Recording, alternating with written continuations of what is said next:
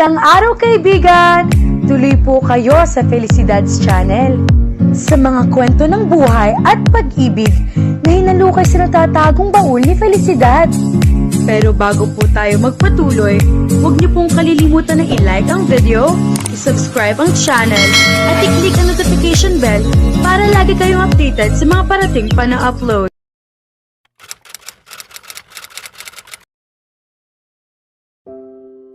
Bandang hapon na iyon, biglang nag-vibrate ang telepono ni Amara sa ibabaw ng kanyang mesa. Saglit niyang tiningnan ang screen. Si Ethan. Sandaling nag-alinlangan siya kung hindi na lamang ito pansinin, ngunit bago pa man niya tuluyang mapigilan ang sarili, pinindot na niya ang sagot. Maaari ba tayong magkita mamaya? Hihintayin kita sa kapehan malapit sa opisina mo, marahang sabi ni Ethan sa kabilang linya, mahina at tila nagmamakaawa. Mabilis at malamig ang naging tugon ni Amara. Sige mamaya. At agad niyang pinutol ang tawag bago pa ito makapagsalita muli. Pagkatapos ng trabaho, pumasok siya sa kapehan. Bumungad sa kanya ang pamilyar na amoy ng inihaw na kape at ang banayad na kalansing ng mga tasa at kubyerto sa paligid. Ngunit wala sa mga iyon ang kanyang pinansin. Agad na nahanap ng kanyang mga mata si Ethan na nakaupo sa isang sulok, naghihintay. Bakit? Malamig niyang tanong habang naupo sa upuang kaharap nito.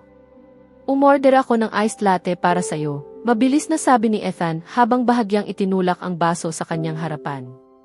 Pagkatapos ay tila may naalala siyang isa pang bagay at inilahad ang isang bungkos ng mga sunflower. Paborito mo, dagdag niya.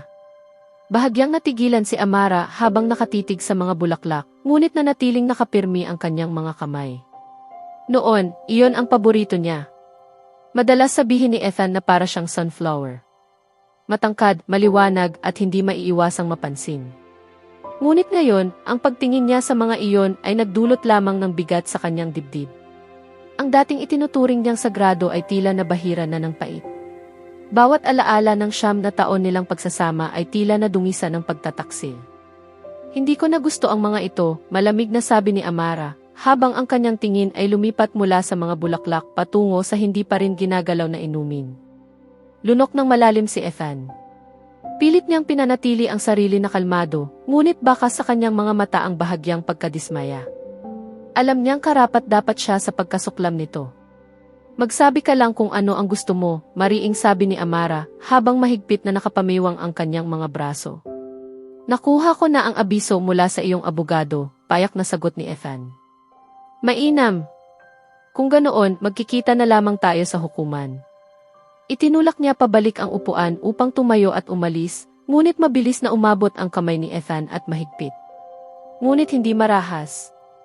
Nahinawakan ang kanyang braso. Amara. Pakiusap. 5 minuto lang. Pakiusap. Basag ang tinig nito. Natigilan si Amara at tinitigan siya. Noon, siya ang lumuluhang nagmamakaawa na huwag siyang iwan nito. At noon, hindi siya pinakinggan ni Ethan. Dahan-dahan, tila labag sa sariling pasya, muling naupo si Amara. Amara, mahal pa rin kita, sabi ni Ethan, mabigat ang emosyon sa boses. Palagi kitang minahal. At alam kong mahal mo pa rin ako. Isang mapait na tawa ang pumunit sa labi ni Amara. Napakatibay naman ng kumpiyansa mo sa sarili. Magulo ang pagsasama ko kay Judy Ak. Hindi niya ako nirerespeto. Miss na miss kita. Miss ko tayong dalawa. Umabot si Ethan sa kamay niya, ngunit mabilis itong iniwas ni Amara bago pa man siya mahawakan. Naalala mo ba ang sinabi mo noong iniwan mo ako? Nanginginig ngunit matalim ang tinig ni Amara. Sinabi mong hindi ako sapat. Na hinihila kita pababa. At habang unti-unti akong nawawasak sa pagsisikap kong iligtas ang pagsasama natin, abala ka naman sa pagtataksil sa akin. Akala mo ba hindi ko alam? Pumuti ang mukha ni Ethan. Hindi niya inaasahang sasabihin iyon ni Amara ng direkta. Pasensya ka na, Amara. Naging hangal ako. Dapat pinahalagahan kita, pero hindi ko ginawa. Pakiusap, maniwala ka sa akin. Mahal kita. Magbabago ako. Sunod-sunod at halos nagmamadali ang kanyang mga salita. Inaayos ko na ang lahat ngayon. Hihiwalayan ko si Judy Ann. Pagkatapos, maaari tayong magsimulang muli. Ikaw, ako, at si Lucas. Muli tayong magiging pamilya. Katulad ng dati. Dahan-dahang umiling si Amara. Payapa ang kanyang tinig, halos mapagmahal pakinggan. Ngunit pinal at hindi na mababago. Pamilya. Mahinahon niyang sabi. Hindi ko ipagkakailan na ikaw ang ama ni Lucas, Ethan. Hindi kailanman magbabago iyon. Ngunit ang muling makasama ka sa iisang buhay. Imposible na iyon. Tumayo siya, matatag at walang pag-aalinlangan. Sa akin at kay Lucas na lamang ang buhay mula ngayon. Amara, pakiusap, basag na ang tinig ni Ethan, mas malakas ngayon, punang desperasyon. Mahal kita. Sobra kitang mahal. Humarap si Amara sa kanya sa huling pagkakataon. Malamig ang kanyang mga mata at ang kanyang mga salita ay tila kutsilyong walang pag-aatubili. Mahal? Anong mahal? Mahinahon ngunit matalim niyang sabi. Ethan, hindi ka kailanman nagmahal ng kahit sino. Ang tanging minahal mo ay ang sarili mo. At sa mga salitang iyon, tinalikuran niya ito at lumakad palayo, iniwan siyang mag-isa sa sulok. Sa mesa ay naroon pa rin ang hindi nagalaw na iced latte at ang bungkos ng mga sunflower. Parehong naiwan, unti-unting nalalanta. Katulad ng pag-ibig na minsan ay ipinagwalang bahala niya. Hindi lumuluha si Amara. Wala na siyang luhang maibibigay para sa kanya. Matagal na niyang nailabas ang lahat ng iyon sa mga gabing walang tulog, noong iniwan siya nito na may mga paliwanag na hindi kailanman naging malinaw, noong unti-unting gumuho ang lahat ng pag-asang mahigpit niyang kinapitan sa katahimikan. Ang dating nakakasugat sa kanya ay wala ng kapangyarihan ngayon. Si Ethan ay isa na lamang saradong kabanata. Isang sugat na matagal nang naghilom at natakpan ng peklat. Ang kanyang puso, na minsang naging malambot para rito, ay tuluyan ng tumigas. Anumang lungkot o pag-ibig na minsan niyang naramdaman ay matagal nang naglaho. Kadarating lamang ni Ethan sa villa, bahagyang hinuhubad ang kanyang kurbata habang isinasabit ang kanyang Amerikana. Nasa kalagitnaan siya ng pagbubukas ng buttons ng kanyang damit nang putulin ang katahimikan ng isang matalim na tinig. Nagsabi ang iyong personal na katulong na pinuntahan mo ang iyong dating asawa. Malamig na wika ni Judy Ann mula sa kanyang likuran, punang hinala. Natigilan si Ethan, ngunit isang sandali lamang iyon. Ipinagpatuloy niya ang kanyang ginagawa, walang mababasang emosyon sa kanyang mukha. Alam niyang darating ito. Lahat ay naiulat ng kanyang katulong, at si Judy Ann ay hindi kailanman nagpapalampas ng anumang detalye. Handa na siya. Oo, pantay niyang sagot, kalmado at tila pinag-isipan.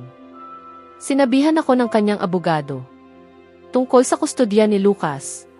Lumapit si Judy Ann na nakapamiwang, mahigpit ang pagkakakrus ng mga braso. Kinailangan mo pa ba talaga siyang puntahan ng personal? Malamig niyang tanong, may halong pang-uyam sa tinig. Hindi ba't maaari namang ayusin na lamang iyan sa hukuman? Nakita sa kanyang mga mata ang panlalalim ng hinala. Gusto ko lang iligtas siya sa kahihiyan, mahinahong pagsisinungaling ni Ethan habang umiwas ng tingin. Para hilingin sa kanya na bawiin ang kaso. At tanggapin ang katotohanan ng hindi na ito pinalalalim pa. Hindi na niya hinintay ang sagot ni Judy Ann. Mabilis siyang tumalikod at nagtungo sa banyo, sa kamarahang isinara ang pinto. Ilang sandali pa'y umalinggaw ang tunog ng umaagos na tubig, habang si Judy Ann ay naiwan sa silid, nakatayo at punpa rin ang pagdududa ang mukha. Unti-unting napuno ng singgaw ang banyo, habang nakasandal si Ethan sa lababo, nakatitig sa sarili niyang refleksyon sa salamin. Patuloy ang pag-agos ng tubig, ngunit hindi pa siya naliligo. Naninigas ang kanyang panga at mabigat ang kanyang paghinga na puno ng pinipigilang pagkayamot. Judy Ann. Laging may tanong. Laging may hinala. Bawat hakbang niya ay tila laging sinusuri, laging binabantayan. Hindi iyon pagsasama ng mag-asawa. Isa iyong pagkakakulong. Hindi siya asawa roon.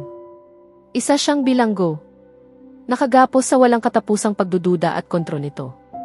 Marahas niyang pinadaan ang kamay sa kanyang mukha, pilit pinapakalma ang bagyong naggangalit sa loob niya. Ngunit hindi siya pinatahimik ng kanyang isip. Bumalik ito sa alaala ng umagang iyon sa kapehan. Amara. Ibang-iba na siya ngayon. May kung anong pagbabago sa paraan ng kanyang pagdadala sa sarili. Isang lakas, Isang tahimik ngunit matalim na apoy sa kanyang mga mata na hindi niya inaasahan. Ang Amara na dating kilala niya ay madaling matitinag sa kanyang mga salita. Ngunit ang Amara ngayon, tiningnan siya na para bang isa siyang estranghero. Isang taong hindi nakarapat-dapat kahit sa awa nito. At alam niya kung bakit. Kasalanan niya. Bawat luha. Bawat pagtataksil. Bawat sugat na iniwan niya sa puso nito. Siya mismo ang nag-ukit ng lahat ng iyon. Humigpit ang hawak ni Ethan sa gilid ng lababo habang ipinikit ang kanyang mga mata. Mahina, halos hindi marinig, bumulong siya sa katahimikan na para bang kausap ang multo nito. Amara, ang lahat ng pagkakamaling aking nagawa. Akin lamang iyon at ako lamang ang dapat magpasan. Ngayon, malinaw ko na silang nakikita at wala akong takas sa bigat ng mga ito. Nabulag ako ng ambisyon, hinabol ang mga panandaliang yaman at tagumpay habang ang tanging tunay na kayamanan. Ang iyong pag-ibig ay tahimik lamang na nasa aking tabi. Sinira ko ang iyong puso. At para roon, tunay akong humihingi ng tawad. Kung maibabalik ko lamang ang panahon, kung muli kong tatahakin ang landas ng ating pag-ibig, iingatan ko ito na parang pinakamahina, ngunit pinakamahalagang bagay sa mundo, at hindi ko hahayaang makawala sa aking mga kamay. Ngayon, sa katahimikan ng aking sariling pag-iisa, ramdam ko ang lalim ng lahat ng aking nawala. Ang iyong presensya, ang iyong pag-aalaga, ang iyong hindi matitinag na pag-ibig. Kahit sa mga panahong hindi ko iyon karapat-dapat. At ngayon ko lamang lubos na naunawaan, huli na ang lahat, kung gaano ka na palaging mahalaga sa akin. Isang panginginig na buntong hininga ang kumawala sa kanya, at sa unang pagkakataon sa loob ng maraming taon, naramdaman ni Ethan ang bigat ng kanyang sariling pagbagsak. Mas mabigat pa kaysa sa mga pader na tila nakakulong sa kanya. Sa susunod na kabanata, magsisimulang maghigpit ang tensyon sa pagitan ni Ethan at Judy Ann habang lalo nitong nararamdaman ang pagkasakal sa kanilang magulong pagsasama. At maaaring mabunyag ang mga lihim na matagal nang itinatago sa likod ng kanilang relasyon. Samantala, haharap si Amara sa isang bagong yugto ng kanyang buhay kasama si Lucas, ngunit isang hindi inaasahang pangyayari ang maaaring muling mag-ugnay sa kanilang landas ni Ethan sa paraang hindi nila inaasahan. Kaya abangan natin,